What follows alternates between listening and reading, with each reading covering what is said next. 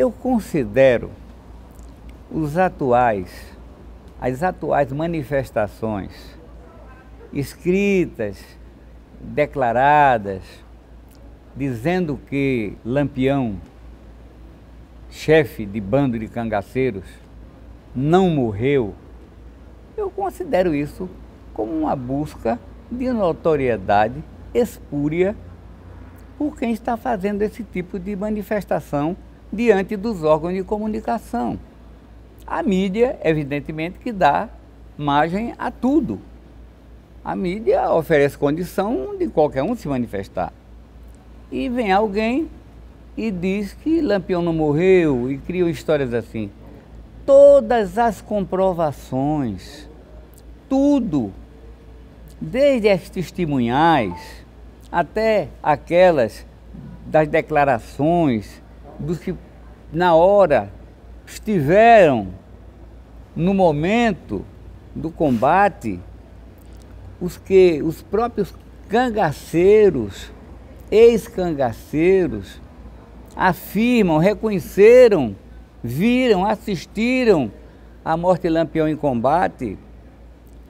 Depois, as cabeças, quando apareceram, foram levadas para as instituições, foram visitadas também por pessoas que conheceram o Lampião, todas, não houve uma só que não reconhecesse, não houve alguém que duvidasse. As cabeças não só do Lampião, daqueles que morreram todos ali, 7 que eu convivi com elas. Ninguém questionou isso. A família de Lampião, todo mundo reconheceu. Como é que vem alguém agora dizer que ele não morreu? É a busca, repito, espúria de notoriedade através da mídia, que eu, pessoalmente, repudio. Eu repudio isso.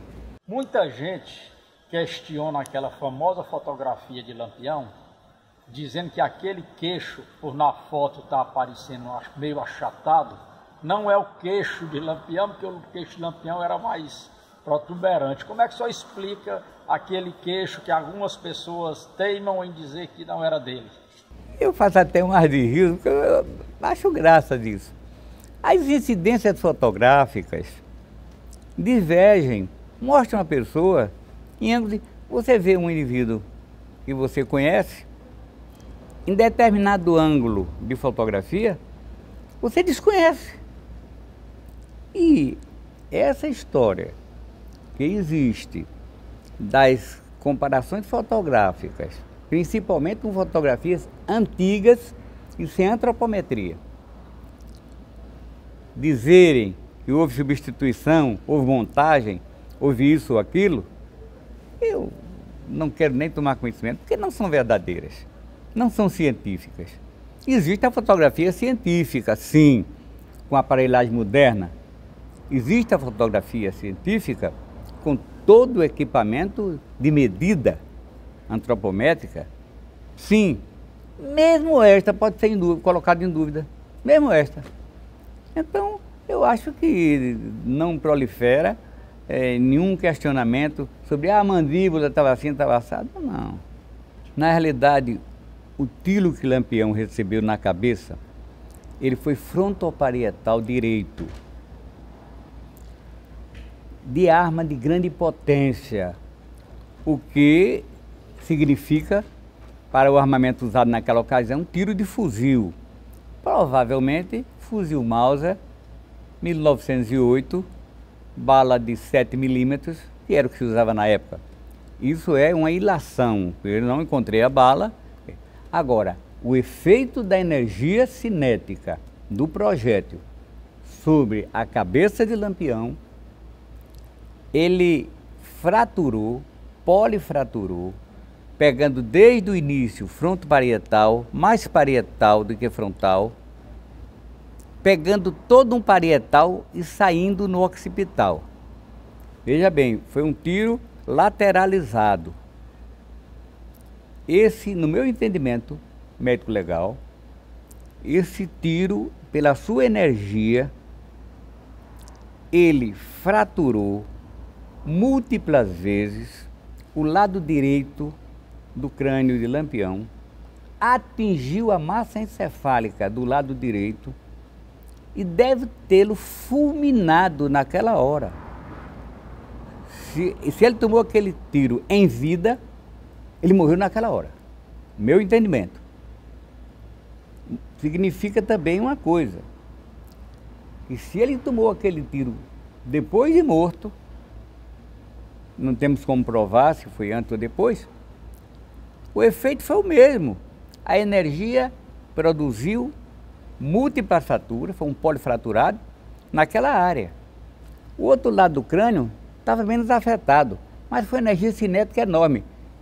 De onde eu até ouso dizer que foi um tiro bem próximo.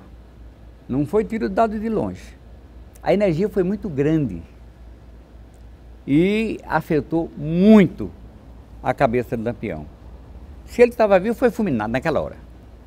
Não tenho a mínima dúvida sobre quem eu examinei foi Lampião, porque a peça, a cabeça, o crânio que me foi apresentado para estudo, estava reconhecido por múltiplas pessoas que o conheceram em vida. E não houve uma só que discordasse. Ele era identificado. Então, eu, como médico legista, tenho de dizer que a peça anatômica que me foi apresentada para estudo foi a cabeça de Lampião e foi nela que eu cheguei às minhas conclusões que eu acabei de falar. Essas histórias que aparecem quanto a Lampião não ter morrido em Angicos, isso é uma ficção, mas que todos os estudiosos hoje em dia, isso aí já é uma coisa que não tem mais cabimento. O primeiro livro que foi lançado, que eu estava no Cariri Cangaço, no primeiro Cariri Cangaço, e Paulo Gastel me falou da pessoa que estava, e se havia algum problema, algum questionamento meu. Eu disse que de minha parte não tinha problema nenhum, mas ele lá mesmo foi muito questionado, esse livro, porque não tem nenhuma fundamentação. O Lampião era uma pessoa procurada em 7 estados e nenhuma dessas forças militares iam deixar sem aferir bem se realmente ele havia morrido lá ou não. Soldados de papai, eu tive contato com eles, com os soldados, mas tiveram muitas pessoas também que foram dali do começo, do início da história, o pessoal lá, os nazarenos, quer dizer, conheciam bem a fisionomia dele, eram pessoas que já tinham caso com ele desde cedo, e essas pessoas foram para reconhecer ele lá pós-morte dele em Angico. Quer dizer, ninguém melhor para dizer de que essas pessoas que já perseguiam ele com tanto afinco e sabiam muito bem quem era Lampião. Eu entendo isso como pura invencionice, são pessoas que querem deturpar a história, porque a história já foi contada, a história não tem como se modificar. Não existe essa de modificar, não existe esse negócio de inventar como já inventaram um livro que Lampião teria morrido lá em Buritis e agora já chegou outro que ele morreu em Pão de Açúcar. Isso aí não existe porque já foi dissecado tantas testemunhas que estiveram dentro do Angico, então não pode se modificar essa história. Isso aí é um absurdo, no meu entender é um absurdo. Tem muitos questionadores, e existem questionadores para tudo. Quer dizer, são pessoas que não têm conhecimento sobre o tema, não têm vivência com os pesquisadores, não têm conhecimento nem com volante, nem com cangaceiro, e se acham no direito de publicar uma coisa que ele simplesmente acha, mas que não tem fundamentação verídica, lógica nenhuma. Paulinho Bezerra, meu querido, né? E eu estava dizendo para o Paulinho, acho que muita gente deve estar se perguntando como é que pode. Né? Você disse, né, Elisa? Isso a gente já passou por isso muitas vezes. Né? Desde 1980 que a gente passa por isso. Eu digo que a gente faz parte da história e nós somos amigos. Aderbal, muito obrigada, né, pela contribuição para com a nossa história. É um dos caras que eu aprendi a respeitar e a gente tem um carinho muito grande. E, além do mais, nós somos ciclistas. Né? E ele contribui para a história com esses depoimentos que eu digo que isso vai fazer parte da história por muitos e muitos anos. Obrigado, Aderbal, pela sua seriedade, pelo seu comprometimento para com a nossa história.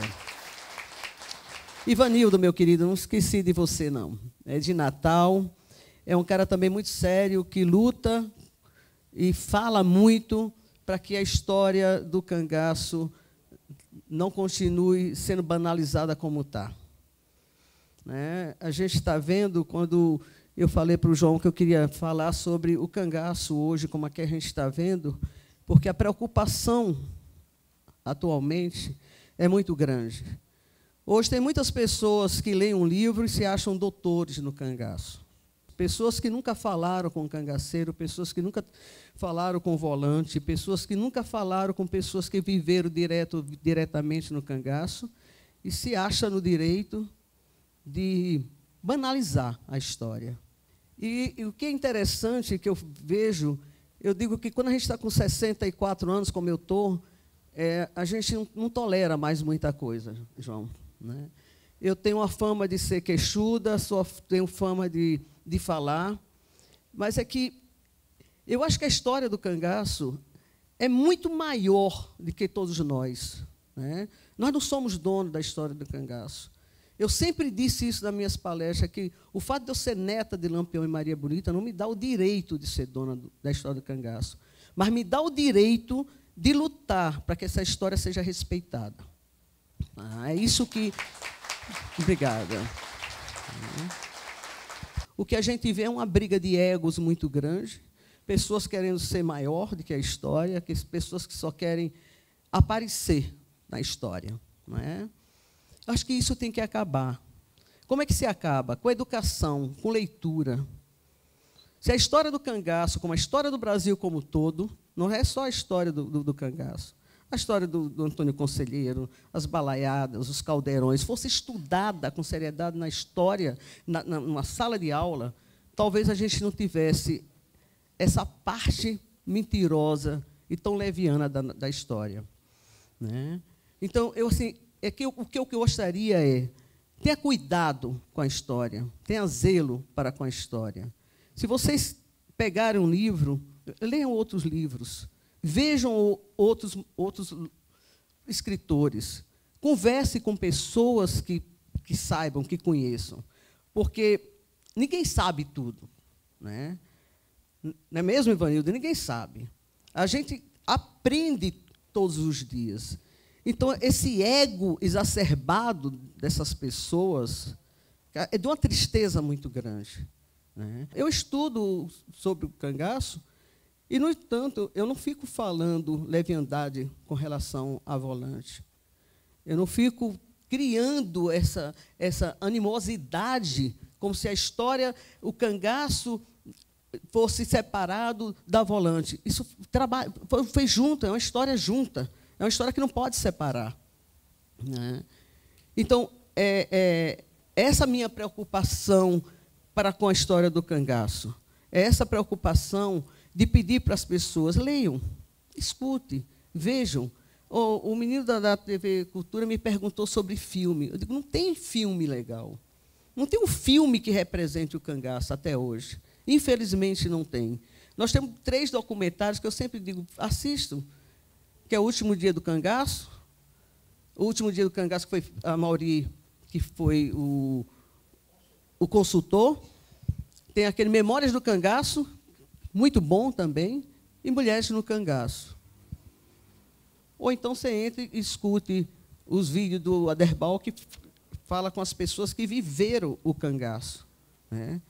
A importância desses vídeos é muito grande.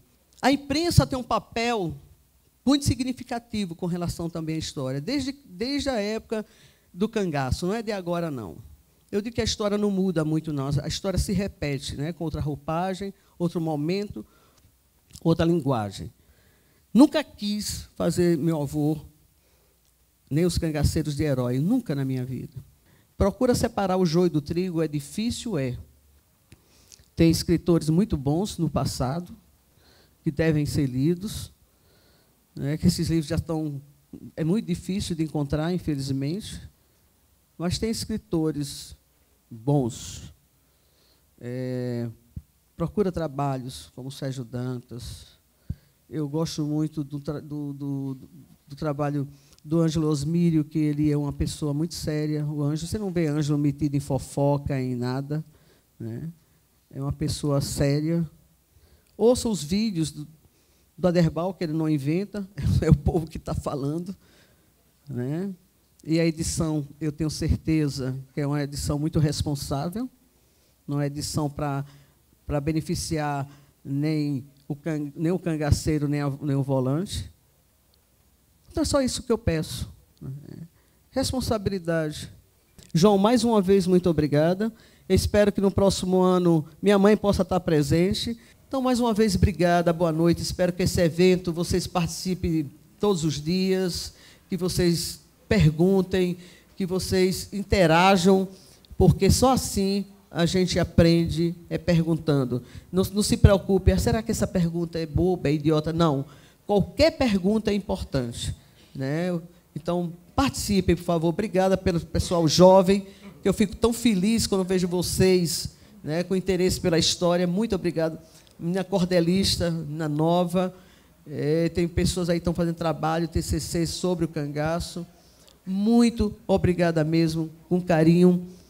Muito obrigada a todos vocês. Obrigada, tá?